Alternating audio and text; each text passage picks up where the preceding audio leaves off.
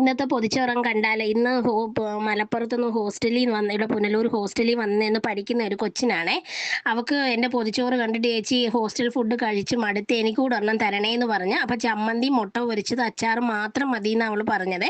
അപ്പം ഞാനിത് കൊടുക്കുന്നതേ വേറെ ഒന്നും കൊണ്ടല്ല, നിങ്ങളെ കാണിക്കാനോ അങ്ങനെയൊന്നും അല്ല. എൻ്റെ പൊതിച്ചോറ് കണ്ടിട്ട് ഇപ്പം അങ്ങനെ പൊതിച്ചോറൊന്നും ഇല്ലല്ലോ, എല്ലാവരും പാത്രത്തിൽ, പിന്നെ എന്താ പറയുന്നത്, കൂടുതലും ഹോട്ടൽ ഫുഡും ഒക്കെ ഇലയിലൊക്കെ പണ്ടുള്ളവർ നമ്മൾ സ്ഥിരം കെട്ടി കൊണ്ടു. അപ്പം അത് കണ്ടപ്പോൾ എല്ലാവർക്കും കൊതിയായി അങ്ങനെ ചോദിക്കുന്നേ, അല്ലാതെ ഞാൻ ഈ കഴിക്കാൻ നിവർത്തിയില്ലാത്തവർക്കൊന്നും കൊടുത്ത് റീച്ച് മേടിക്കുമല്ല കേട്ടോ. ഈ കമന്റ് ഇടുന്നവർ അതുകൂടെ ഒന്ന് മനസ്സിലാക്കണം. എനിക്കാണെങ്കിൽ ഒത്തിരി വയ്യായികയൊക്കെ ഉണ്ട്, അതിൻ്റെ ഇടയ്ക്ക് ഞാൻ ഒരാൾക്കെങ്കിലും കൊടുക്കാൻ പറ്റുന്നുണ്ടല്ലോ. എനിക്ക് അങ്ങനെ ഒരു സന്തോഷമേ ഉള്ളൂ. പിന്നെ നിങ്ങൾ പറയുന്നത് പറയട്ടെ, എന്നെ ചേർത്ത് പിടിക്കുന്ന കുറേ നല്ല ആൾക്കാരും ഉണ്ട് ഈ കൂട്ടത്തിലെ.